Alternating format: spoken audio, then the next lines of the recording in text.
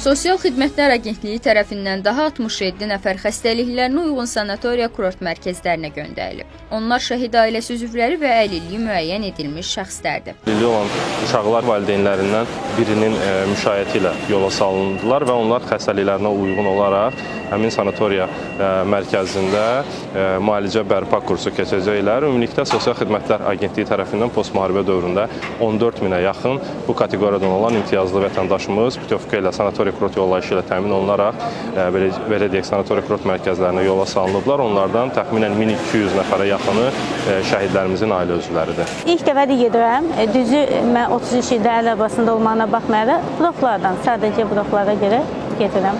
Sağ olsun dövlətimiz bizi Naxçıvana, Duz dağına göndərir müalicə üçün. Ayağın anasıyam.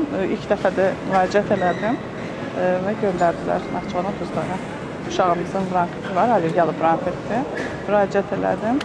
Sağ olsunlar, kömək elədilər. Uşağın asmasına görə. Uşağın əlilliyi var, autizm Kanner sindromu, həm də yanaşı xəstəliyi də asma, bronxial asma. İkinci dəfədir gedirik. Uşağa çox gözəl təsir oldu.